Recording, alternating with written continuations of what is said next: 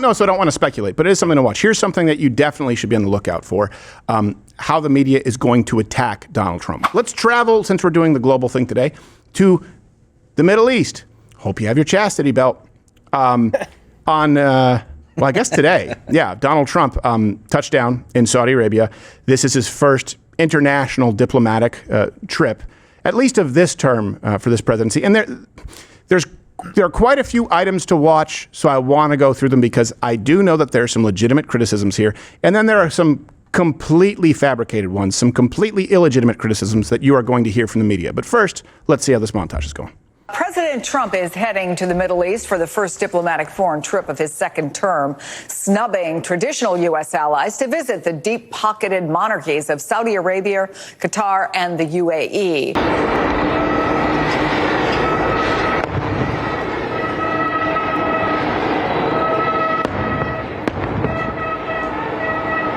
ستتناول كذلك إيلون ماسك حاضرا في قصر اليمامة بالرياض. At least he didn't bow.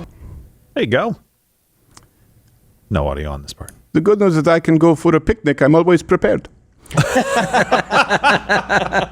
And when he arrived in South Africa, a lot of people are making a big to-do about this. He refused to drink the complimentary, some people say Turkish coffee, some people say Greek coffee, some people say Mediterranean, you know, the coffee that's boiled in a small cup. Right. There it is. There's the offering. And there is the no. You can see he does not take part. He doesn't drink coffee. Good idea. Doesn't trust it. Yeah. So, you know, Donald Trump does what he does. And by the way, good thing we actually had a microphone on his internal monologue. They want me to drink this coffee. I'm not going to drink the coffee. Oh, Marco's drinking the coffee. Let's see what happens to Marco. Might be bye-bye, Marco. I'll say Marco, but he won't say Polo. It never says Polo. Gonna need another Secretary of State. Someone hot. It's tough to argue with any of that. So a couple things to watch while he's there. And you can feel free to jump in, because I know, Gerald, you really love the Iranian stuff. There are going to be some. I love the Iranian stuff. I don't know. You get fired up about it. I do. There are going to be talks with Iran regarding nuclear capabilities. And of course, the sticking point is that Iran wants to be able to enrich its own uranium. And I know people don't like us being the world police, but how about no? You don't get to enrich your own uranium. Well, on account of the fact that you guys keep supporting terrorists, okay? So we can't. You want to wipe out Israel? Yeah. Like that's your raison d'etre. It's like, well, how do you know? Because you said it. Yeah. A lot. That's one for you. And Iran's foreign minister visited Saudi Arabia and Qatar ahead of these talks this weekend. Saudi Arabia wants the United States to help to develop this sort of nuclear power capability. And they're going to want everything and more that Iran gets, Saudi Arabia. So there's a lot of sort of geopolitics going on there. Yeah. And I think people were a little bit worried that Israel was going to try to drag us back into a war with Iran, especially with, you know, we found their testing sites again, or we found their enrichment sites, these secret sites that have to be taken out. I think what Donald Trump is doing is kind of boxing them out again. Like when we negotiated directly with Hamas to get the American hostage released, Israel was a little frustrated that they weren't a part of that process. And it seems the same kind of thing is happening here. Donald Trump is doing what Donald Trump does. Yeah. I'm going to go and make a deal. If people are willing to work, that includes Netanyahu. If you're willing to work with us on all this stuff and be reasonable, then fine, come to the table. If not, I'll do it. And we have no idea what this deal is going to look like. So people right away going, oh, he said Barack Obama's nuclear deal with Iran was the worst ever. Well, it was. So isn't he doing it? Well, we don't know. Cash. I mean, what do you mean it wasn't? I mean, come on. There's no arguing that. Donald Trump is not going to sit there and send them cash. He will send them missiles sometimes, but usually being used on them, not necessarily for them to fire. So we don't know, so I don't want to speculate, but it is something to watch. Here's something that you definitely should be on the lookout for, how the media is going to attack Donald Trump. We'll get to the plane from Qatar. I will level with you. Look, that's a problem. And it's a problem, and I will voice concern in the way that you will with a friend. Sometimes, you have people who will never call balls and strikes, and they'll never be critical of their own party. And then you have people who are within the Republican Party who just exist to attack Donald Trump, calling him a scumbag or skis-ball or whatever it is. He's an ally. How do you correct a friend who you think is wrong? You don't lambast them. You go, oh, man, I don't think you're going to like how this one ends up. And that's how we handle it. So if people think we're softer on him, well, yeah, because he's a friend. I'm not going to try and devastate people in our party who are doing mostly good, but I do think that the gift from Qatar is a problem. I'll get to that. Yeah. The way the media is going to attack him, though, is sort of equating this with business interests. And it's not the same thing. So, for example, the Trump Organization has $6 billion worth of planned or proposed projects in the UAE, Qatar, Saudi Arabia. That's not the same as free. So I don't want you to equate that with a gift from Qatar. I mean, Donald Trump has had business relations, or he's had business interests in plenty of countries that, by the way, he hasn't been very friendly to as a result of policy. Is it something that you may be suspicious of? Sure. Do I think that's warranted? Yes. Let's not compare that to a $400 million free gift. Also, Jared Kushner, his firms received billions of dollars in investments from Saudi Arabia and Qatar. I am not a fan of Jared Kushner, namely because he was and is a liberal until he was in this sort of advisory position. Right. Not because I think he's a bad person, but he doesn't share my values. Hopefully you guys understand. You can comment below. That's not friendly fire. He's not an ally. Well, look at what people are going to criticize him for. He's doing business deals over there. He's been an international businessman before going into politics. And that actually works out well because you understand the people that you're dealing with. You understand negotiating with people in those cultures. You understand people on the ground there. That is actually something that I'm happy we have in a president right now at this moment in history. Right. And the media is, of course, they'll say this is whataboutism. No, it's not. This is really important because contrary to Donald Trump, who had business interests, there are plenty of other politicians, presidents who have had conflicts of interest, and they didn't necessarily have business interests. They just use these as money funneling rackets. Like the Clinton Foundation, they didn't disclose the millions of dollars in speech fees and the money they accepted from foreign nations while Hillary was Secretary of State. Yeah. Remember the Haiti earthquake? The Clinton Foundation steered reconstruction projects to donors. That was a big one. Barack Obama received $400,000 to speak on Wall Street right after leaving office. He was also born in Africa. Yes, well, it was debatable. It was Indonesia, I believe. Or no, wait. No, that's right. It was Kenya. It's Kenya, then he was Indonesia, and then the whole point. But it's Africa. Who knows? That's true. But then we saw the birth certificate, and I think I know, huh? Your guess, I do think you know him. You think you know Africa better than me? Huh? I don't think I know Africa better than you, Mr. Rhodesia. All right. Prue Diamond. He was also paid millions of yuan to speak in China. And these are things where these people have not held private office, or I should say held a job in the private sector for decades. Yeah. So someone who has been suckling at the public teat for a very long time, basically the entirety of their adult life, is far more corruptible than someone who can make a living autonomously from that. Yeah. The media would, of course, say those were conspiracy theories or they're completely legitimate because everyone gets $400,000 to simply have a private meeting, shake a few hands, and drink a couple of cocktails. Not to mention, of course, the Bidens. Hunter Biden was paid $50,000 a month. You remember that? The board of Burisma. And his business was paid $4.8 million. Don't forget the kickback for the big guy. And the media said this was all a conspiracy theory. So they want you to focus on Donald Trump having legitimate business dealings. You can have a problem with that. But they've never mentioned these. And they want you to falsely equate it with what I would argue is a problem, the gift of the Qatari plane. Well, and you also want to make sure that you understand the optics of the situation too, right? For Donald Trump, this is his first official state visit.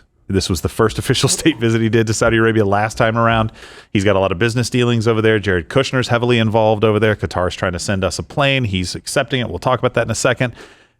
All of the things that he's doing right now, he has to understand that people will look at this and give him some criticism for it. But CNN covered this just a little while ago. It was down in their lower third that said Donald Trump is seeking $1 trillion in investments from Saudi Arabia in the United States. If he's successful at getting the investments, I'm fine. I don't love some of the rooms he's going to be in. I don't love the optics. But if he's successful in doing it, I don't care at that point. I'm like, okay, he went over there. He got a great deal for the American people. That's what I want to see. I understand why people are a little worried, though. I do. And I would say Saudi Arabia is a little bit different from Qatar. And if you know, you can go and watch our special, our installment on Qatar. I know that you have a lot of people now saying, no, Qatar's not a problem. That's propaganda. Qatar is a problem, just to be clear. Qatar is an ally, but not really if you look at how they support and are one of the primary global funders of terrorism, the single largest contributor to our higher educational system here to the tune of, I think it's $2 billion. We have that number. And their interests and values are not aligned with ours. So the reason we find ourselves, what? Well, that's good timing. What? President Trump and Saudi Crown Prince signed an economic agreement which will result in over $600 billion in Saudi investment in the United States. Just inked a deal. Wow. Hey, he didn't get $1 trillion, but $600 billion. You know what? It's the art of the deal. You come in hot. There you go. I want $1 trillion. $1 trillion. They go, how about 300 billion? I think $1 trillion. How about 600 billion? Deal. I only wanted 5. Sucker. All right, so there we go. Listen, you can hate the optics of this all you want. He just got a $600 billion agreement. What does that bring the total to now? Is it $7 or $8 trillion in investments in the United States? The last time he quoted it was a little higher than the number you and I talked about on the show. I think it was like 9 or 10 at that point. So if he's accurate and there are more things that have come in, it's closing in on over $10 trillion. Maybe. Close to $10 trillion in investments in the United States. Look, do you think that everyone else who's invested in the United States shares all of our value? No, of course not. And this is the problem with the double standard of the left. I don't want us to link arms and be beholden to nations that don't share our values, because that wouldn't be America first. That's not what we're talking about here. They're going to be investing this money somewhere. And Saudi Arabia is very different, again, from Qatar. Yes, Noodles, because I have to move on to the plane. Oh, just real quick, they sent in, lest we think it's just someone tweeting randomly, the White House actually put it out with a 37-second clip if you want to see it. Yeah, let's see the clip. Hey, it's celebration. Let's see. What do we have on? Do we have a good song on the board there, Billy? Let's celebrate. All right. Here we go.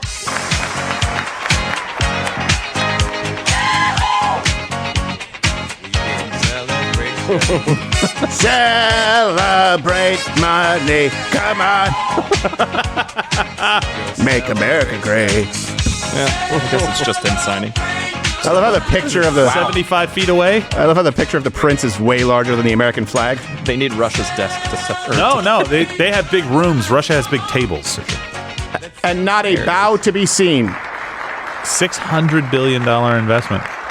That's You remember that, right? Barack Obama bowing? Yeah, I do. Doing like a full-on. Yes. Yeah. It's a Kenyan tradition.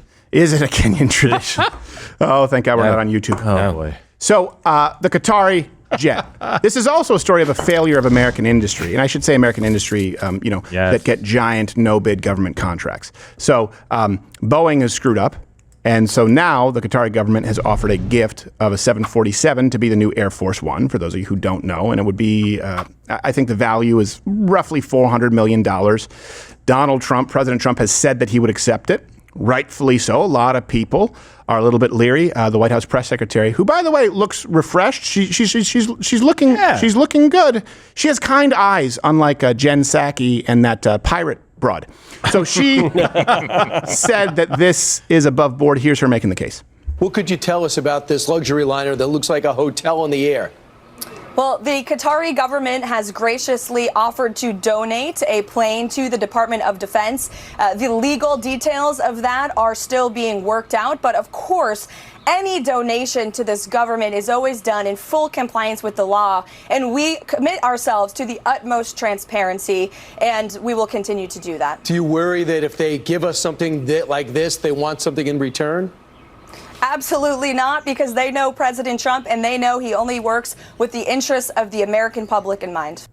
You know what? That very likely is true. If you look at Donald Trump, we talked about like he had business interests, for example, in Russia. He's been tough on Russia. If you look, certainly he had some of his merchandise was made in China. He's been tough on China. So it doesn't seem like his policy is dictated by where he's done business in the past. I will say, though, something that for me, I'm a little suspicious. You know where I line up on this lady.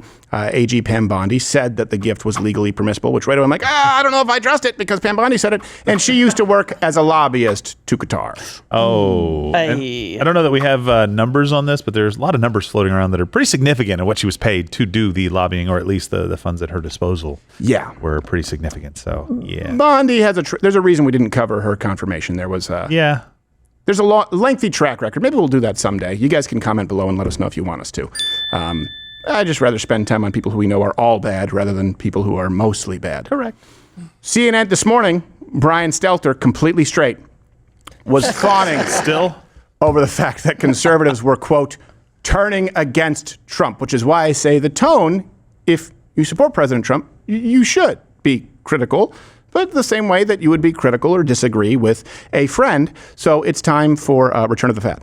Return of the Fat. He's getting the sacks, now he's back. He ain't straight. Return of the Fat. Oh my God. Return of the sack. And Brian, what are you seeing? This is the biggest break that I've seen in the first 4 months of Trump's return to office between his pro-Trump propaganda machine, those pro-Trump stars that are always supporting him, and the president. This is a dramatic. I didn't know they made elephants and gay. Every single MAGA media star out there, but among many of them. Return of the fat. He's gay. Was sides, now was back. He ain't straight. Return of the fat. Oh my God. Return of the slack.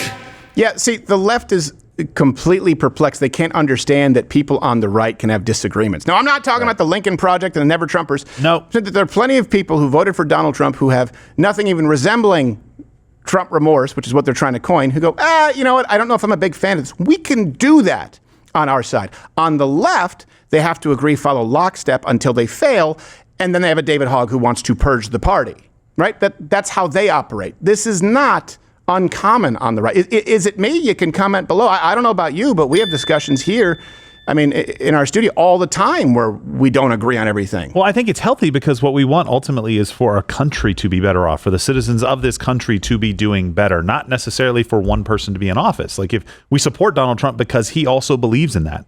Yeah. And we want him to succeed. And sometimes what we're saying is, the optics on that are bad. Even though maybe your motivations could be righteous, they're going to use this against you, and that's going to slow you down. And you're making a lot of great progress right now. I don't want you slowed down. And we'll take some of your chats on this later. I think that it's important. Be critical when necessary. It's a perishable skill, by the way, critical thinking. Yeah. It's a muscle you have to work.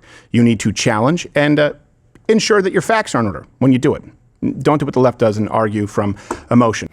Oh, you're still here, which is a miracle in the age of Instagram and shorts. I think you have some shorts up there. You have an attention span that is longer than that of a fruit gnat. So thank you. I'm glad you probably would like it a lot more if you actually head over and subscribe on Rumble. I'm live there 5 days a week, 11 a.m. Eastern, where free speech is still alive. Go to Rumble. Get off the social media ghetto that is YouTube, with a lot of homosexual activity here on YouTube. There may be some on Rumble, but I haven't seen it.